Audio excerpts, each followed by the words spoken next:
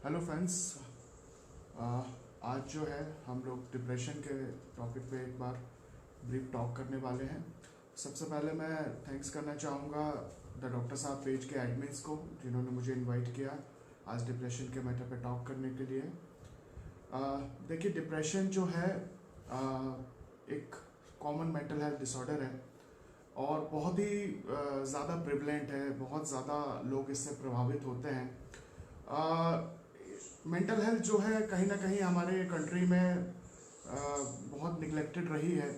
भले ही WHO विश्व स्वास्थ्य संगठन ने अपने हेल्थ की डेफिनेशन में हमेशा मेंटल हेल्थ को भी हेल्थ का कंपोनेंट माना है, लेकिन जो हमारे देश में इस पर चर्चा नहीं होती है। कहीं ना कहीं पूरी हेल्थ पे ही नहीं होती है, ऊपर से मेंटल हेल्थ पे बिल्कुल भी टॉक्स नहीं होते हैं। अभी famous celebrity actor Sushant Singh Rajput के सुसाइड के बाद में फिर से मेंटल हेल्थ पे बात हो रही है और कहीं ना कहीं अगेन इस इवेंट ने जो है साबित किया है कि जो मेंटल हेल्थ इश्यूज़ हैं वो किसी भी एज ग्रुप को, किसी भी सोशल ग्रुप को, irrespective of your material wealth and all प्रभावित कर सकते हैं। इसलिए कहीं ना कहीं ज़रूरत है हम सबको जानने की कॉमन मेंटल हेल्थ डिसऑर्डर्स के बारे में, उन पर चर्चा करने की और समय रहते उनका उपचार कराने की। तो इस कड़ी में आज हम लोग डिप्रेशन से शुरुआत कर रहे हैं। और तो जैसे कि हमने शुरू किया था कि depression is a common mental health disorder, एक सामान्य मानसिक विकार है। कैटेगरी वाइज अगर देखेंगे तो ये एक मूड डिसऑर्डर है, क्योंकि इसमें जो प्रमुख लक्षण है वो इंसान के व्यक्ति के मूड में आते हैं, मन में आते हैं। अगर हम इसका आंकड़ों की बात करें तो हर 5 में से एक व्यक्ति को जीवन काल में डिप्रेशन प्रभावित कर सकता है। तो आप सोचिए, हर 5 में से एक व्यक्ति, मतलब इसका जो प्रिवलेंस है वो काफ़ी ज़्यादा है। और यहाँ पर सबसे पहली बात जो जानना ज़रूरी है कि जो डिप्रेशन है, क्लिनिकल डिप्रेशन जो है वो नॉर्मल सैडनेस से कैसे अलग होता है। देखिए, जो सैडनेस है, उदासी है ना, वो एक नॉर्मल ह्यूमन इमोशन है जो कि किसी भी सिचुएशन में हमको आ सकती है। फॉर एग्जांपल, अगर कभी हमारे कोई मनचाही चीज़ ना हो, कभी हमारे किसी से विवाद हो जाए, कोई हमें डांट दे, तो हम सभी दुखी हो जाते हैं, सैड हो जाते हैं, ठीक है। लेकिन ज़रूरी नहीं कि हम डिप्रेस्ड हों, बिकॉज जो डिप्रेशन की सैडनेस है, जो डिप्रेशन वाली उदासी है ना, वो बहुत ज़्यादा लंबा चलती है। कम से कम क्लिनिकल क्राइटेरिया के हिसाब से 2 हफ्ते से ज़्यादा होने पर ही अपन उसको डिप्रेशन कहते हैं। तो एक नॉर्मल सैडनेस से डिप्रेशन की सैडनेस बहुत ज़्यादा होती है, हर जगह होती है। जैसे नॉर्मल सैडनेस है, आप किसी चीज़ को लेकर उदास हो गए, लेकिन जो अगर कोई भी सिचुएशन बदलती है, अगर कुछ किसी हमारे साथ में फ्रेंड्स ने आके कहा आउटिंग कर लो, या कोई हमने अच्छी मूवी देख ली, कुछ कर लिया, तो मूड ठीक भी हो जाता है। वो हर समय पूरा इतना उदास नहीं रहता, और ना ही वो इतने कई कई हफ्तों तक चलता रहता है। तो डिप्रेशन को पहली बात है कि ऐसे नॉर्मल सैडनेस से हमको अंतर करना आना चाहिए। दूसरी बात, डिप्रेशन के और क्या लक्षण होते हैं। तो जो विश्व स्वास्थ्य संगठन का ICD क्राइटेरिया है, इंटरनेशनल क्लासिफिकेशन ऑफ डिसीज, वो बताता है कि जो डिप्रेशन है उसके जो प्रमुख लक्षण है वो है, पहला सैड मूड, मतलब मन की उदासी, जो कि परसिस्टेंट, परवेसिव, मतलब हर समय और हर जगह रहने वाली मन की उदासी। दूसरा प्रमुख लक्षण है चीज़ों में इंटरेस्ट का अभाव। जो भी चीज़ें हमें पहले अच्छी लगती थी, मान लीजिए टीवी देखना, गाने सुनना, दोस्तों के साथ घूमना फिरना, वो अब चीज़ें करने के बावजूद आनंद नहीं देंगी। और तीसरा प्रमुख लक्षण है उत्साह का अभाव, शक्तिहीनता का अनुभव, बहुत जल्दी अकारण से शरीर में थकान लगना। ये इसके साथ में कुछ जुड़े हुए अन्य लक्षण भी होते हैं, जैसे कि नींद और भूख के पैटर्न में बदलाव। पैटर्न में बदलाव इसलिए कह रहे हैं क्योंकि सामान्यतः ये समझा जाता है कि डिप्रेशन में नींद नहीं आती है, नींद लगने में समस्या होती है, या सुबह जल्दी नींद खुल जाती है, या रात भर नींद टूटती रहती है। और कुछ लोगों में इसके उलट भी हो सकता है कि उन्हें ज़्यादा नींद आने लगती है। ऐसा ही भूख के साथ है। सामान्यतः ये देखा जाता है डिप्रेशन में भूख कम लगती है, पर कुछ पेशेंट्स ऐसे होते हैं जिन्हें ज़्यादा खाने लगते हैं जो लोग। इसी तरह से और जुड़े हुए सिम्टम होते हैं खुद को कोसना, खुद का गिल्ट लेना, खुद को वर्थलेस समझना, लगना कि ज़िंदगी बेकार है, और आत्महत्या के ख्याल आना, मरने के ख्याल आना, इस प्रकार का अनुभव। कॉन्फिडेंस की कमी होना, लगातार नकारात्मक विचारों का आना, भविष्य के बारे में, खुद के बारे में, दुनिया के बारे में नकारात्मक विचार आते रहते हैं। कंसंट्रेट नहीं कर पाते, किसी चीज़ को पढ़ने बैठेंगे, काम करने बैठेंगे तो फोकस नहीं कर पाएंगे। तो ये डिप्रेशन के जुड़े हुए लक्षण हैं। कुछ लोगों में अन्य लक्षण भी आ सकते हैं, जैसे चिड़चिड़ापन और घबराहट, उसके लक्षण भी आ सकते हैं। और साथ में कुछ लोगों में ये शारीरिक लक्षणों के रूप में प्रकट होता है, मतलब कि कुछ ऐसे शारीरिक दर्द आने लगेंगे या पेट खराब रहने लगेगा, जिनमें जांचों में कुछ नहीं आएगा और पता चलेगा कि ये लक्षण डिप्रेशन से जुड़े हुए हैं। तो ये जो है डिप्रेशन के क्लिनिकल फीचर्स हैं जिनको जानना बहुत ज़रूरी है, क्योंकि डिप्रेशन की जो डायग्नोसिस है वो इन्हीं क्लिनिकल फीचर्स के आधार पर करी जाती है। यहाँ पर हमारे पास में कोई ऐसा बायोलॉजिकल टेस्ट नहीं है लाइक सीटी, एमआरआई या ब्लड टेस्ट जो कि पिन पॉइंट करके बता दे कि व्यक्ति को डिप्रेशन है। यहाँ पर जो है व्यक्ति की हिस्ट्री और इंटरव्यू ही हमको डायग्नोसिस में एड करते हैं, इसलिए हमें लक्षणों को समझना बहुत ज़रूरी है। अब बात करते हैं कि डिप्रेशन जो है होता क्यों है। ये सबको तो नहीं होता है, और कुछ ही लोगों को ये क्यों प्रभावित करता है, कभी कभी ही क्यों प्रभावित करता है। तो देखिए, डिप्रेशन की जो इटियोलॉजी है, जो इसके कारण है, वो एक सिंगल कारण नहीं बोला जा सकता। ये कहीं ना कहीं रिसर्च के हिसाब से 3 कारणों के आपसी इंटरेक्शन से उत्पन्न होता है। पहला कारण इसमें है बायोलॉजिकल, मतलब शरीर से जुड़े हुए कुछ विकार। जैसे कि इसमें जो प्रमुख थ्योरी है वो है न्यूरोट्रांसमीटर थ्योरी, मतलब कि हमारे ब्रेन के अंदर होने वाले कुछ केमिकल्स होते हैं जो कि हमारे सारे ब्रेन के इमोशंस को, भावनाओं को, उत्साह को, उमंग को, ऊर्जा को, कंसंट्रेशन, मेमोरी, सब चीज़ों को रेगुलेट करने वाले, नियंत्रित करने वाले ब्रेन में कुछ केमिकल्स होते हैं जिन्हें हम न्यूरोट्रांसमीटर कहते हैं। प्रमुख रूप से इन न्यूरोट्रांसमीटर्स में सेरोटोनिन, डोपामिन और नॉरएपिनेफ्रिन आते हैं। तो डिप्रेस्ड व्यक्तियों में इन चीज़ों की, इन केमिकल्स की कमी हो जाती है, उसके चलते डिप्रेशन के लक्षण उत्पन्न होने लगते हैं। अन्य जो बायोलॉजिकल कारण, शारीरिक कारण हो सकते हैं, वो हो सकते हैं हार्मोनल बदलाव। इसमें थायराइड हार्मोन का रोल काफ़ी रिसर्च ने पाया है। और शारीरिक बदलावों में जिसमें रिसर्च चल रही है वो है इम्यून सिस्टम, मतलब रोग प्रतिरोधक क्षमता के भी डिप्रेशन में कुछ विकार उत्पन्न होते हैं, जिसके चलते डिप्रेशन उत्पन्न हो सकता है। कुछ लोगों में डिप्रेशन जेनेटिकल भी होता है। कुछ फैमिलीज में डिप्रेशन रन करता है कि अगर उनके माता पिता, भाई बंधुओं में डिप्रेशन है तो डिप्रेशन का रिस्क निश्चित तौर पे कुछ टाइम्स बढ़ जाता है। दूसरा कारण है बायोलॉजिकल के अलावा साइकोलॉजिकल कारण। मतलब कहीं ना कहीं व्यक्ति की पर्सनालिटी, उसका टेम्परामेंट भी महत्व रखता है कि किस व्यक्ति को डिप्रेशन होगा और किसको नहीं होगा। तो खासकर इसमें जो मेन जो पर्सनालिटी ट्रेट देखा जाता है कि एडवर्स सिचुएशन से कोपिंग कैसे करनी है, मतलब जो कोई विपरीत परिस्थितियां आती हैं जीवन में तो उनसे लोग डील कैसे करते हैं। हर व्यक्ति का विपरीत परिस्थितियों से डील करने का तरीका अलग अलग होता है। तो जब व्यक्ति इफेक्टिव रूप से उस विपरीत सिचुएशन से कोप अप नहीं कर पाता है तो वो साइकोलॉजिकल कारण हो सकता है उसके डिप्रेशन में जाने का। और तीसरा इसमें कारण होता है सोशल, मतलब सामाजिक कारण, मतलब आपके आसपास होने वाला कुछ ऐसा सामाजिक बदलाव जो आपकी मनस्थिति को प्रभावित कर रहा है, जैसे कि किसी रिलेशनशिप का ब्रोक हो जाना, किसी नियर डियर का देहांत हो जाना या जॉब का लॉस हो जाना, आदि आदि सामाजिक कारण। तो फिर भी हम देखते हैं कि कई व्यक्ति सेम सामाजिक परिस्थितियों में भी नहीं उतना डिप्रेशन में जाते हैं, वहीं कुछ लोग चले जाते हैं। तो अगेन वही वाली बात है कि जो लोग बायोलॉजिकली भी प्रीडिस्पोज्ड होंगे, मतलब जिनके शरीर में भी ऐसा रिस्क फैक्टर आया होगा, उनकी पर्सनालिटी में भी कुछ ऐसे ट्रेड्स होंगे, तो ये सभी कारण आपस में मिलके ही डिप्रेशन उत्पन्न करते हैं। कई बार डिप्रेशन जो है कुछ क्रोनिक बीमारियां, जो से कुछ पुरानी बीमारियों से भी लिंक्ड रहता है, जैसे कि डायबिटीज, ब्लड प्रेशर, थायराइड या अन्य कोई सी भी लंबी चलने वाली शारीरिक बीमारी, उनके साथ भी डिप्रेशन प्रायः पाया जाता है। और इस तरीके का जो डिप्रेशन है वो या तो देखिए इस बीमारी का एक रिएक्शन स्वरूप भी आ सकता है कि हमें एक लंबी चलने वाली बीमारी है जो अक्सर जिसमें टेस्ट कराने पड़ते हैं, दवाइयाँ खानी पड़ती है लंबे समय तक। और दूसरा ये भी पाया गया है कि ये बीमारियां भी शरीर में कुछ ऐसे बायोकेमिकल बदलाव करती हैं जिनके चलते डिप्रेशन स्वतः उत्पन्न होने लगता है। और इन बीमारियों के भी इलाज पर डिप्रेशन और उसकी दवाओं का जो है आउटकम पे असर आता है। तो और कभी कभी जो रहता है, हम ये लोग ये भी देखते हैं कि डिप्रेशन वैसे तो हमने कहा कि सभी आयु वर्गों में आ सकता है, सभी सोशल वर्गों में आ सकता है, पर कुछ आयु वर्ग और कुछ जेंडर जैसे इसके लिए ज़्यादा प्रोन होते हैं, क्योंकि उनके रिस्क फैक्टर, प्रोटेक्टिव फैक्टर अलग अलग होते हैं। जैसे अगर हम बात करें तो ये भी देखा गया है कि महिलाओं में डिप्रेशन थोड़ा सा ज़्यादा कॉमन आता है। इसके कई कारण हो सकते हैं। एक तो महिलाओं में हार्मोनल बदलाव भी ज़्यादा होते हैं, अमूमन उनका मासिक धर्म से जुड़े होने वाले बदलाव, कुछ प्रेगनेंसी, चाइल्ड बर्थ, लैक्टेशन के दौरान होने वाले हार्मोनल बदलाव। तो एक तो फीमेल्स के बायोलॉजिकल जो शरीर में शारीरिक अंतर आते हैं वो काफ़ी ज़्यादा आते रहते हैं पुरुषों के मुकाबले।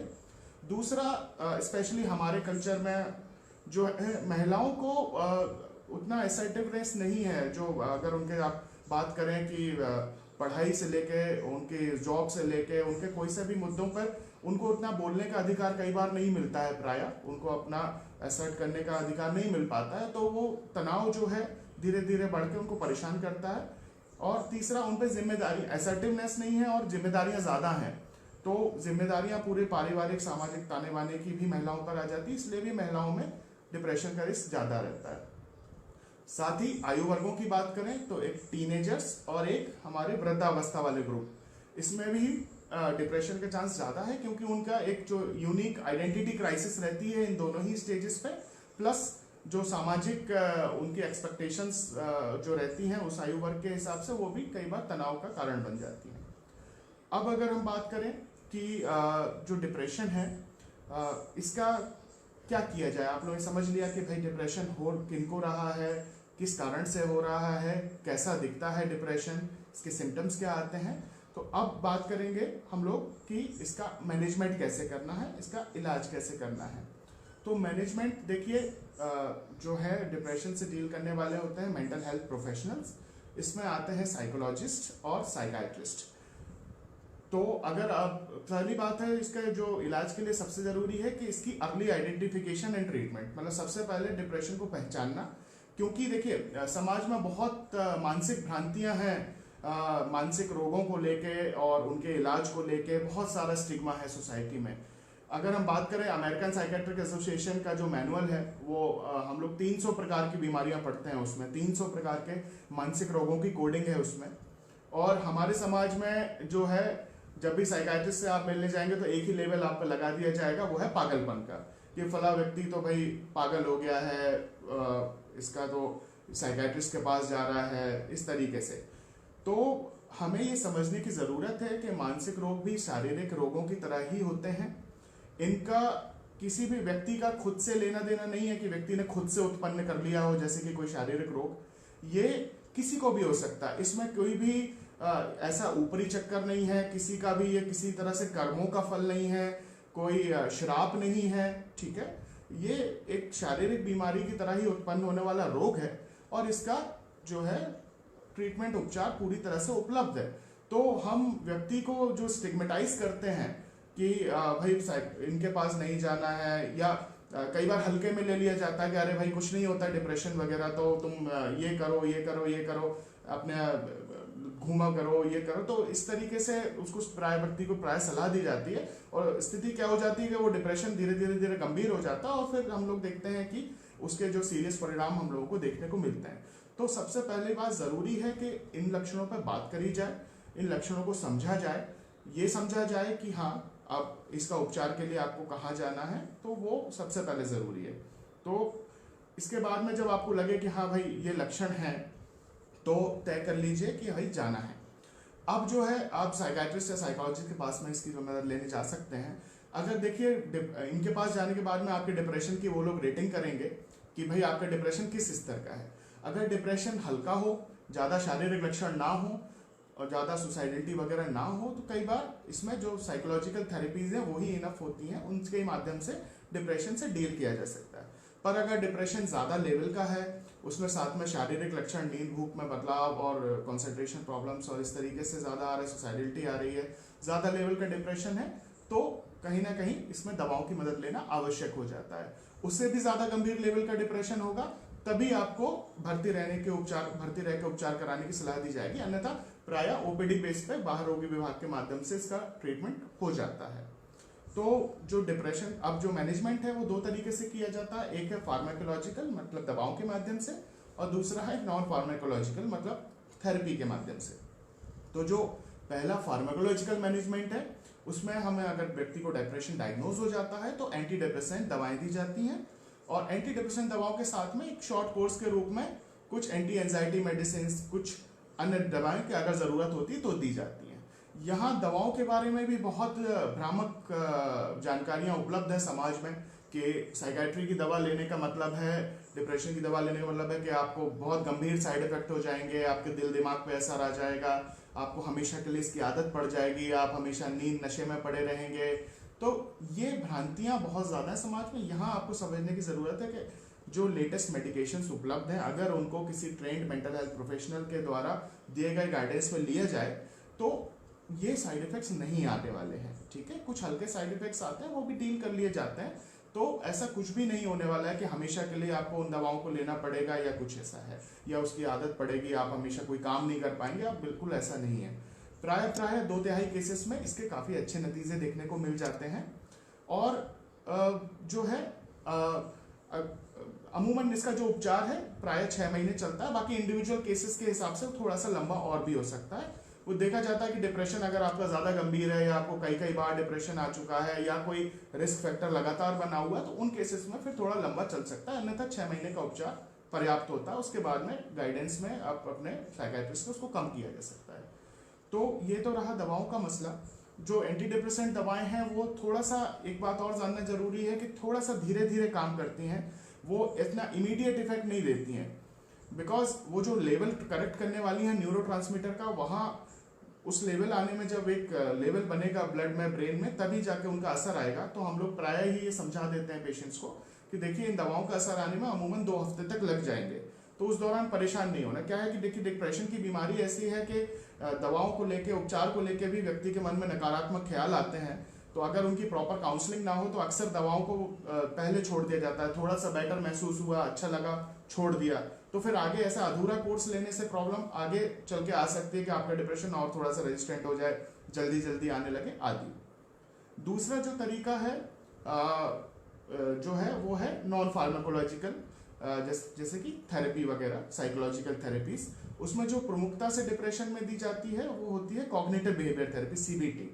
तो कॉग्निटिव बिहेवियर थेरेपी में क्या है, व्यक्ति की सोच को बदलने का प्रयत्न किया जाता है। बिहेवियर थेरेपी देखिए जो है एक दिन की बात नहीं होती, इसमें कई सेशंस और बहुत डिटेल बात करनी होती है। इंडिविजुअलाइज्ड थेरेपी दी जाती है। यहाँ सिर्फ मैं एक ओवरव्यू आपको बता रहा हूँ कि डिप्रेशन में व्यक्ति के अंदर कई तरह के कॉग्निटिव एरर्स आते हैं। मतलब जो उनकी सोच का पैटर्न है डिप्रेस्ड व्यक्ति का, वो बिल्कुल अलग हो जाता है। भले ही आज आप बात करेंगे जब व्यक्ति एक नॉर्मल स्टेट में है, उसे सारे ऑप्शंस पता होते हैं कि हाँ जब मैं फेल होऊंगा तो ये नहीं तो ये कर लूंगा, ये नहीं तो ये कर लूंगा, उसके पास ऑप्शंस होते हैं। लेकिन जब व्यक्ति का माइंड डिप्रेस्ड हो जाता है तो उन्हें ये ऑप्शंस नजर नहीं आते। उनका जो सोचने का दायरा बहुत सीमित हो जाता है, और कहीं ना कहीं एक, जैसे कि हम काला चश्मा लगा के दुनिया देखते हैं तो उन्हें दुनिया उसी रंग में दिखने लगती है। सारे ऑप्शंस जो हैं उन्हें बेकार लगने लगते हैं। तो जो है अपने बारे में, दुनिया के बारे में, भविष्य के बारे में सारे नेगेटिव ख्याल आने लगते हैं। यहाँ तक कि एक छोटी सी बात भी होगी तो उनको वो काफ़ी बड़े होकर प्रतीत होती है, काफ़ी टच करती है, तो रिजेक्शन वगैरह काफ़ी उनको ज़्यादा महसूस होता है। तो यहाँ पर हम उस थॉट को समझते हैं। अक्सर देखा जाता है कि ये जो थॉट आया व्यक्ति के मन में, नेगेटिव थॉट, उसका कोई बेसिस नहीं होता है, बस वो आ जाता है अंदर से, उसके मूड से उत्पन्न हो जाता है कैसे भी। तो यहाँ व्यक्ति के साथ सेशन करके पूछते हैं कि भाई आपका जो ये विचार आया आपके मन में, जिसने आपको नेगेटिवली प्रभावित किया, परेशान हुए, उसका आधार क्या है। और जो भी व्यक्ति उसका आधार बताता है वहाँ हम बात करते हैं कि क्या उसका कुछ और विकल्प हो सकता है, कि आपको लगा कि भाई फला व्यक्ति ने हमसे अच्छी तरह से बात नहीं करी, तो हम लूजर हैं इसलिए वो हमसे अच्छे से बात नहीं करता है। तो क्या हम उसका कोई और आधार ले सकते हैं कि भाई हो सकता है उस व्यक्ति का मूड आज ठीक ना हो, या आज जो है कोई बात से वो, उसको किसी और ने कुछ टास्क दिया हो, वो प्रेशर में हो। इस तरीके से हम लोग देख सकते हैं। तो जो है हमें इस तरीके से व्यक्ति को फिर कुछ बिहेवियर थेरेपी का पार्ट आता है, जिसमें हम व्यक्ति को जो है कुछ टास्क देते हैं, कुछ एक्टिविटीज देते हैं कि आपको ये एक्टिविटीज आपकी शेड्यूल कर दी गई हैं, इसमें आपको सब चीज़ों का समय निकालना है, कुछ देर एक्सरसाइज भी करनी है, कुछ देर हॉबीज के लिए समय देना है, कुछ देर आपको ये सब करना है, ताकि व्यक्ति का सेल्फ कॉन्फिडेंस वापस आए। तो जो सेल्फ कॉन्फिडेंस है वो बहुत ज़रूरी है वापस व्यक्ति को दिलाना। इस दौरान मुझे याद है मेरे पीजी के दौरान हम लोगों ने एक आर्टिकल पढ़ा था डॉक्टर प्रोफेसर एन एन विक का, एक हनुमान कॉम्प्लेक्स के बारे में। उसमें जिक्र था कि जैसे जो हनुमान जी की कहानी हम सब लोग जानते हैं कि हनुमान जी के पास बचपन में बहुत शक्तियां थी, वो इवन सूरज तक उड़ के चले जाते थे, लेकिन समय के साथ में वो शक्तियां भूल गए थे। और जब जरूरत पड़ी थी उनको, वहां पर पुल बनाया जा रहा था लंका जाने के लिए, तो सब लोग पुल बनाने को लेकर परेशान थे कि कैसे पार करेंगे, ये समुद्र कैसे करेंगे। तब जो है जामवंत जी ने उनके पास जाके बात करी हनुमान जी के पास कि भाई आपके पास तो इतनी शक्ति है, आप इस कोने में क्यों बैठे हो, आप तो चाहो तो एक छलांग में सारा समुद्र लांघ सकते हो। तो जब उन्होंने उनकी उन शक्तियों को याद दिलाया तो जो हनुमान जी थे उन्होंने वैसा ही किया और वो समुद्र पार करके लंका चले गए, सीता जी से मुलाकात कर ली। स्टोरी का बताने का ये मोटिव ये है कि ऐसा ही डिप्रेशन में होता है कि व्यक्ति की आंख के आगे एक पर्दा आ जाता है, एक नकारात्मक पर्दा आ जाता है कि हम शक्तिहीन हो गए हैं, हम इसके आगे कुछ नहीं कर सकते, हमारे बस का कुछ नहीं है। पर ऐसा होता नहीं है। आपका जो क्षमताएं हैं, आपके शब्द हैं, वो ऐसा ही इंटैक्ट है, बस हम उस चीज़ों को देख नहीं पा रहे हैं। तो जब हमें इस तरीके का सपोर्ट सिस्टम मिलता है जो हमें अवेयर कराता है तो हम वापस वैसे ही कर सकते हैं। तो यहाँ पर अगेन जो बात आई कि सपोर्ट सिस्टम बहुत इंपॉर्टेंट है। तो जो भी हमारे फैमिली हैं, हमारे फ्रेंड्स हैं, उनका बात करते रहना डिप्रेस व्यक्ति से बहुत ज़रूरी है, क्योंकि वो एक्सप्रेस नहीं करते खुद को। जितना वो खुद को एक्सप्रेस करेंगे, आप उनसे बात करेंगे, चीज़ों को नॉर्मलाइज करवाएंगे, उतना चीज़ ठीक होगी। तो अपना सपोर्ट सिस्टम एक्टिवेटेड रखिए ताकि व्यक्ति को अकेलेपन का एहसास ना हो और वो जल्दी से इस कंडीशन से बाहर निकल सके। अब जो बात आती है कि और चीज़ें की जो सलाह दी जाती है कि जैसे कि एक्सरसाइज, तो बिल्कुल अच्छी सलाह है। एक्सरसाइज किसी भी तरह की क्यों ना हो, जरूरी नहीं कि वो कोई बहुत हैवी जिमिंग और ऐसी एक्सरसाइज हो, इवन वो एक basic aerobic exercises like brisk walk जैसा भी हो सकता है। तो एक्सरसाइज करने से हमारी बॉडी में कुछ हैप्पी केमिकल्स एंडोर्फिन्स रिलीज होते हैं जो हमारा मूड बेहतर करते हैं। लेकिन हमें यही समझना पड़ेगा कि सिर्फ एक्सरसाइज और सिर्फ लाइफस्टाइल मॉडिफिकेशन से डिप्रेशन हर बार सही नहीं हो सकता, ठीक है। खासकर अगर वो डिप्रेशन की क्लिनिकल कैटेगरी में आ गया है तो वहाँ हमें प्रोफेशनल से इलाज करवाना ज़रूरी पड़ जाता है। तो एक्सरसाइज इज़ बेनिफिशियल। दूसरा, नियत अपने लाइफस्टाइल मॉडिफिकेशन, जैसे कि एक तय समय पर सोना, तय समय पर खाना, तय समय पर एक्टिविटीज़ करना, वो भी अच्छी बात है। डाइट में आप सभी कुछ ले सकते हैं, सिर्फ अवॉइडेंस का हम लोग सलाह देते हैं कि अगर आप किसी प्रकार का नशा करते हैं तो उसे अवॉइड करिए, बिकॉज वो जो है आपकी मूड स्टेट को ऐसा लगता है कि हाँ भाई डिप्रेशन कुछ कम हो जाएगा, बल्कि अभी तो वो बढ़ जाता है। जो भी आपकी मूड स्टेट होती है उसे वो नशे खराब कर देते हैं, तो नशों से दूर रहना है। बाकी जो है डाइट में आप सारा जो हेल्दी बैलेंस डाइट है, फ्रेश फ्रूट, वेजिटेबल, सब कुछ आप लोग ले सकते हैं, कोई दिक्कत नहीं है उसमें। और जो है अभी लेटेस्ट रिसर्च के हिसाब से जो लोग योगा, मेडिटेशन, ये भी जो है ये हमें एक हेल्दी मूड स्टेट प्रदान करती हैं, तो इनके भी करने में कोई दिक्कत नहीं है। सलाह दी जाती है कि इनको भी प्रैक्टिस किया जा सकता है। अब जो बात आई कि हमने पहले ही चर्चा करी थी कि ये जो थेरेपीज है अमूमन 6 महीने और फिर कुछ केसेस में इससे ज़्यादा चल सकते हैं। बाकी रिजल्ट्स अच्छे मिलते हैं प्रायः, है ना। सिर्फ 10% केसेस में हम लोगों ने देखा है कि कुछ रेजिस्टेंट टाइप ऑफ डिप्रेशन या कुछ ऐसा आ सकता है। अमूमन कॉम्बिनेशन अगर हम चूज करते हैं उचित मेडिसिन का और थेरेपी का, तो प्रायः अच्छे रिजल्ट्स मिल जाते हैं। और ना उपचार कराने का प्रॉब्लम यही है कि ये कॉम्प्लिकेट हो जाता है डिप्रेशन। तो ये इसके साथ में जब सीवियर डिप्रेशन होता है तो उसमें साइकोसिस आ जाता है, मतलब एक तरह की पागलपन की स्थिति फिर तब जुड़ जाती है। अगर आपने समय पर उपचार नहीं लिया, तब व्यक्ति को कानों में आवाज़ें आना, इस तरीके की जो है कुछ चीज़ें दिखाई देने लगना, उस स्थिति में ऐसा हो सकता है। Suicide up to 10 to 15% cases में देखने को मिल सकता है। तो अगर समय रहते उपचार करा लिया जाए तो ऐसी स्थिति उत्पन्न नहीं होगी। तो फ्रेंड्स, ये था मेरा एक डिप्रेशन के बारे में ओवरव्यू। जनरली देखिए जो है सबसे इम्पोर्टेंट इसमें टेक होम मैसेज जो रहेगा वो यही रहने वाला है कि अर्ली आइडेंटिफिकेशन, है ना। अपने आसपास जागरूक रहिए, देखिए कि क्या किसी व्यक्ति में ऐसे लक्षण आ रहे हैं क्या कि वो लगातार उदास रह रहा है, चीज़ों में इंटरेस्ट नहीं ले रहा है, नकारात्मक बातें कर रहा है, सोता कम है, खाता कम है, काम नहीं कर पा रहा है। कुछ ऐसे लक्षण उत्पन्न अगर किसी को भी हो रहे हों, हमारे फ्रेंड्स, फैमिली मेम्बर, जानने वाले को, तो उसे समय रहते मेंटल हेल्थ प्रोफेशनल से कंसल्ट कराइए। इस तरीके की भ्रांतियां जो समाज में डिप्रेशन को या सभी मानसिक रोगों को लेकर फैली हुई हैं, उन पर चर्चा कीजिए। जितनी हम लोग चर्चा करेंगे उतना चीज़ें ये बेहतर होंगी और क्योंकि ये प्रभावित किसी को भी कभी भी कर सकती हैं, तो बेटर है कि हम लोग एक दूसरे के सपोर्ट सिस्टम बन के रहें, इस पर बात करें और समय रहते जो है इनका उपचार करवाएं।